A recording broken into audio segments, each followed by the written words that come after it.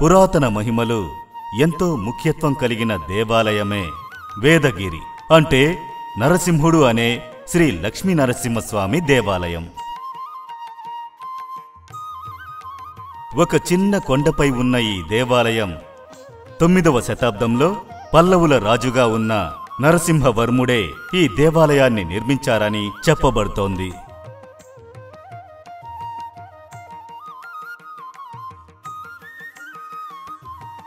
పవిత్రమైన పెన్నా నది అందాలు ఈ దేవాలయానికి ఇంకా అందాల్ని తొడుగుతున్నాయి.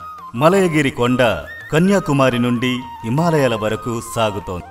దానికి మధ్యనున్న 4 కొండలు వేదగిరి, యాదగిరి, మంగళగిరి, నందగిరి అని ఈ 4 ఉన్నాయి.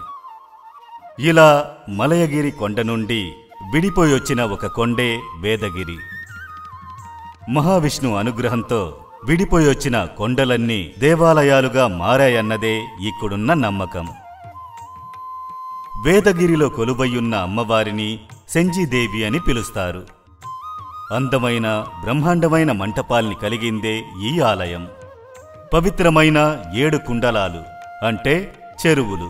ఈ చెరువులే ఈ దేవాలయపు ముఖ్యాంశాలు. కశ్యప ఋషి మిగతా 7 ఋషులు కలిసి ఇక్కడ 7 యజ్ఞాల్ని జరిపినట్టు, దాని కారణంగానే భగవంతుడు నరసింహస్వామి ఇక్కడ వెలసినట్టు బ్రహ్మపురాణ పుటల్లో వ్రాయబడి ఉన్నది.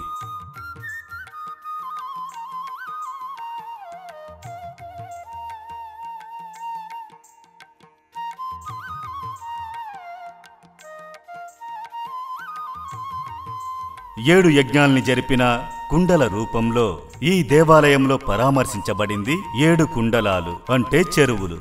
శ్రీరాముడు వనవాసం వెళ్ళినప్పుడు ఇక్కడికొచ్చినట్టు చెప్పబడుతోంది. ఇక్కడ కనిపించే గుహలన్నీ అశ్వత్థాముని గుహలని చెప్పబడుతున్నాయి.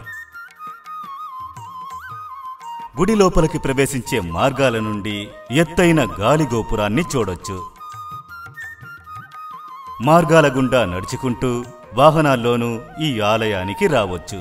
పచ్చదనంతో ప్రకృతి అందాలతో ఈ దేవాలయం అద్భుతంగా దర్శనమిస్తోంది. విద్యుత్తును తయారు చేసే విన్మిల్లు ఇక్కడ పెట్టబడి ఉన్నాయి. ఆలయం యొక్క గోపురంలో ఆనందంగా ఆడుకుంటున్న కోతులు, అనేక రకాల పక్షి జాతులను మనం చూడగలము.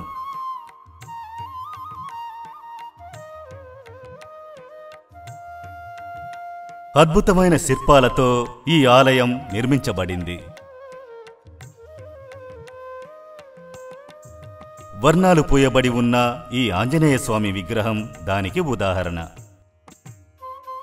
పెద్ద పవిత్రమైన యాత్రాక్షేత్రంగా ఇది ఉండడం వల్ల భక్తులు చాలా మంది వస్తున్నారు.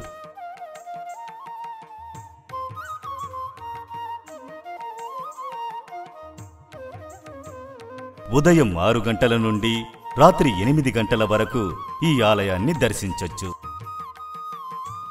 మే నెలలో జరుపుకుంటున్న బ్రహ్మోత్సవం ఇక్కడ బ్రహ్మాండమైన పద్ధతిలో జరపబడుతోంది.